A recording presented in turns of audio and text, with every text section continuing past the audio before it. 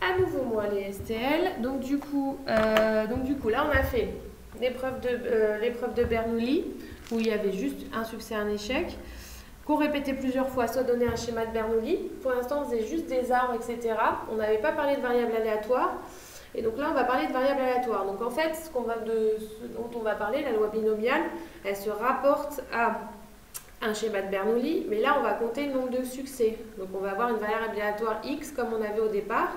On pourra faire des tableaux de loi de probabilité, etc. La différence entre les deux, elle est, pour vous, vous allez me dire, le schéma de Bernoulli, c'est à peu près pareil que la loi binomiale. La différence, c'est que dans la loi de Bernoulli, il y a marqué variable aléatoire. Dans le schéma de Bernoulli, j'ai juste fait, ah bah tiens, je vais voir combien de succès, etc. Je vais compter le nombre de chemins où j'ai tant de succès. Mais je n'ai pas mis de nombre de succès avec un grand X et je ne les ai pas comptés. Donc là, c'est loi binomiale. On part du schéma de Bernoulli, okay, la même chose, on a n épreuves, on a un succès égal à P, et on rajoute la variable aléatoire qui donne le nombre de succès, d'accord, lors de ces épreuves. Donc vous appelez cette loi la loi binomiale, le paramètre n et P, ça marche pareil. N, c'est le nombre de fois qu'on fait l'épreuve, P, c'est la probabilité du succès, et on la note BNP. Donc on va refaire un exemple pour voir comment vous avez bien compris tout ça. Donc la différence entre les trois, d'accord, qu'est-ce que c'est une épreuve de Bernoulli, qu'est-ce que c'est un schéma de Bernoulli et qu'est-ce que c'est une loi binomiale. Donc là il y a des petites phrases. Donc vous avez le poids de 3 baguettes, donc n égale 3, ok. On est encore avec 3, donc on va pouvoir faire encore un arbre juste pour voir comment ça marche. Le boulanger affirme que 97 baguettes ont un poids conforme, donc ça veut dire que P égale 0,97. Ok, parce que le succès, on vous dit que est conforme. Donc du coup, la probabilité de succès, c'est bien 0,97. Faites attention, si le succès avait été, la baguette prélevée n'est pas conforme, la probabilité du succès, ça aurait été 0,03. Ok, donc le nombre de baguettes étant très important, ça c'est pour dire qu'on fait comme si c'était avec remise, alors que bon, la baguette, on peut la garder, ça ne va pas changer grand-chose. On a x la variable aléatoire associée au nombre de baguettes conformes. Donc la différence entre les trois choses dont on a parlé.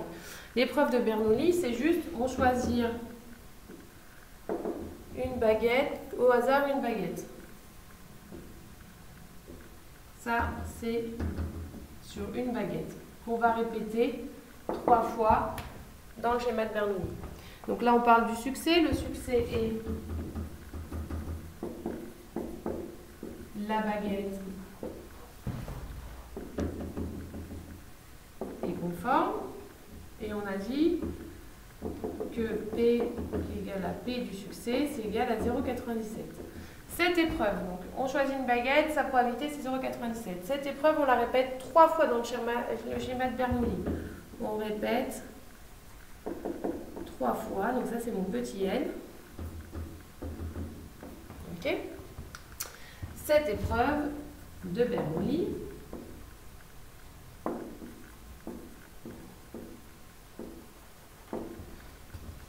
dans des conditions d'indépendance. On considère que c'est avec remise. Donc des conditions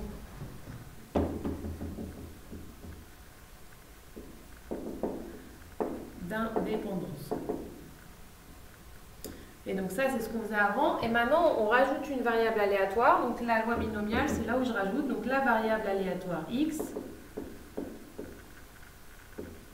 Donc ce qu'on a parlé au tout début. X suit la loi binomiale.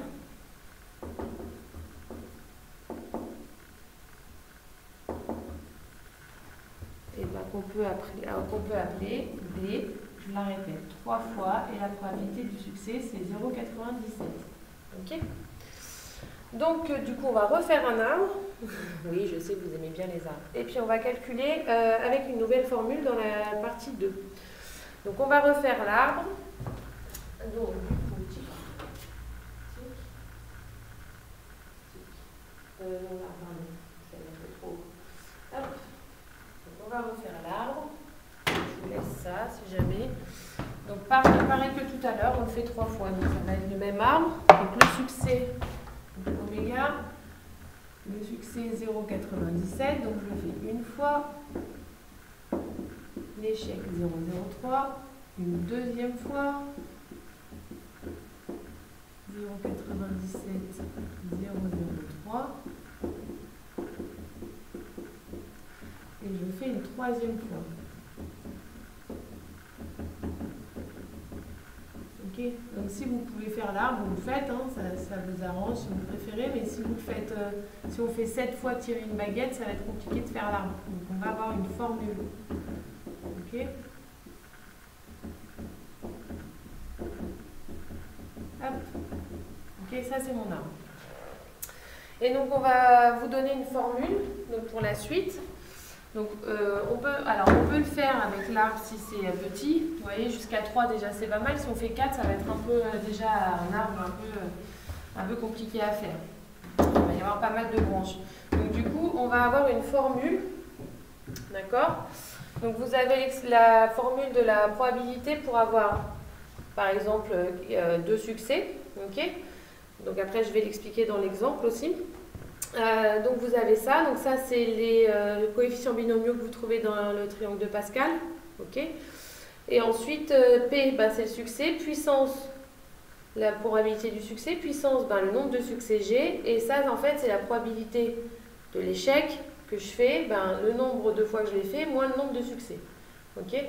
Donc ça c'est juste une formule. NK vous les trouvez avec votre triangle de Pascal, c'est plus simple. Vous pouvez aussi le trouver à la calculette si on a besoin, je vous réexpliquerai. Mais normalement, vous le faites, vous n'avez pas besoin de ça, on vous le donne généralement. Soit on vous le donne, soit vous pouvez le trouver avec le triangle de Pascal. Okay, donc vous prenez votre triangle de Pascal dans votre cours et vous remplacez par la valeur que vous trouvez ici. Du coup, je vous fais l'exemple. Donc on reprend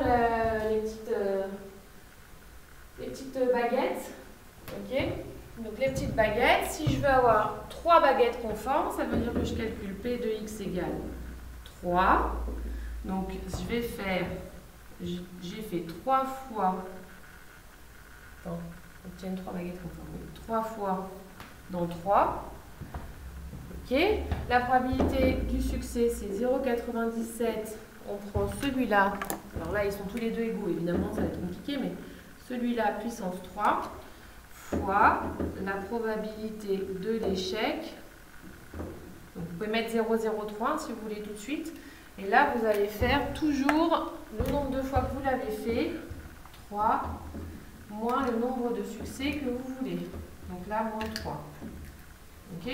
Donc si je l'écris un peu rapidement, donc avec le triangle de Pascal, 3, 3, c'est la diagonale, donc ça va faire 1. Fois 0,97 puissance 3, et ça va faire 0,03 puissance 0. Ok. Si vous tapez ça sur votre petite calculette, vous allez trouver que la probabilité est égale à environ 0,913. Ok. Ensuite, on peut vous demander des au moins. Donc là, il faut faire tous les cas. Par exemple, si je veux donc au moins 2, ça veut dire que soit j'en ai 2, soit j'en ai 3. Ok. Souvent, quand ils vous font faire ça, ils vous ont déjà calculé la probabilité d'avant. Donc celle-là, je vais la réécrire comme ça, 0,913. Ok. Celle-là, du coup, je vais réutiliser la formule. Donc on a dit que c'était 2 parmi 3 fois 0,97. On prend une autre couleur. Hop, puissance 2. Fois probabilité de l'échec, on peut écrire directement 0,03 et on fait 3 moins 2. Et donc ça, c'est juste cette probabilité-là. Ok. Donc probabilité que je viens d'écrire avec la formule, c'est P de X égale 2. Hop, tout ça. Et je rajoute la probabilité d'X égale 3 que j'ai calculée avant. Donc c'est souvent qu'ils vous font calculer une petite probabilité avant pour vous aider. Ok. Et donc du coup, ça sera à peu près égal. Donc je calcule ça, ça fait à peu près égal 0,085 plus 0,913. Et donc du coup, ça sera à peu près égal à 0,998. Voilà. Bon, j'espère que ça a été clair. Vous n'hésitez pas à me poser des questions. On peut se faire même un visio à la fin de la semaine ou à la rentrée pour voir si vous avez tous compris. Et voilà, je vous souhaite de bonnes vacances du coup, puisque là, ce sera la dernière vidéo de la semaine. Et j'espère que tout le monde ira bien et qu'on se reverra très très vite. Vous me manquez beaucoup avec les petits cils de Clémentine, les petites histoires de Romane, les siestes de Alexis, les bêtises d'Armand, la calculette de Clément me manque, et ma petite Scorpion aussi. Emma et son vin en pétillant qui était extrêmement bon. Bref, je pense tous à vous, même ceux que j'ai pas cités. Je pense fort à vous et j'espère vous revoir très très vite. Voilà, je vous fais des bisous.